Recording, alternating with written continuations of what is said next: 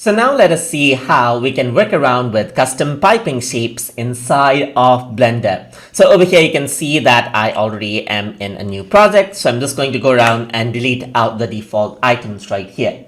And to work around with the custom piping shape, first of all, I'm going to add in a curve. And to do that, I'm going to click on add right here. And then I'm going to go to curve. And then I'm going to select Bezier just like this. So once I select it, you can see that I have a Bezier curve that we can work with. And now what I want to do is I want to work around with a custom shape. And to do that, I'm going to add in another object, that is another curve. So to do that, I'm going to go to add again, and then I'm going to go to curve, and then I'm going to select circle right here. And then let's move this aside right here. Maybe resize this, press S, and then resize this out into a smaller shape just like this. So once I do that, you can see that this is what I have. So now in order for the piping effect to take place, I'm going to go around over here onto the object data properties. And then I'm going to go around over here under geometry, under bevel. Let me just increase out the depth. So I actually selected out the wrong one. This is what I need to select. So just gonna select this one.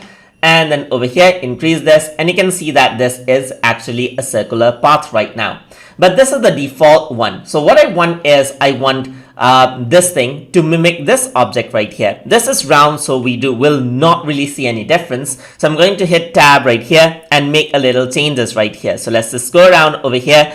I'm going to hit Z on my keyboard. Let me just go around and then change the shape just like this and press tab again. So now I'm going to click on this one, and then I'm going to click on object right here. And under object, I'm going to select this circle, and you can see that now this pipe actually mimics out this shape right here. So I can go around over here and press tab, and if I were to go around on the arrows, if I were to change this, you can see that it mimics that shape out right here. So I can go around right here, mimic that shape. I can go around right here, change this out just like this, and that is how it works. So if I were to go around over here, click on this one and so forth, you can see that this is how it mimics out this shape just like this. And that is how you can work around with the custom piping shape inside of Blender. So I hope you guys learned something as always. And as always, please like, comment, share, and subscribe.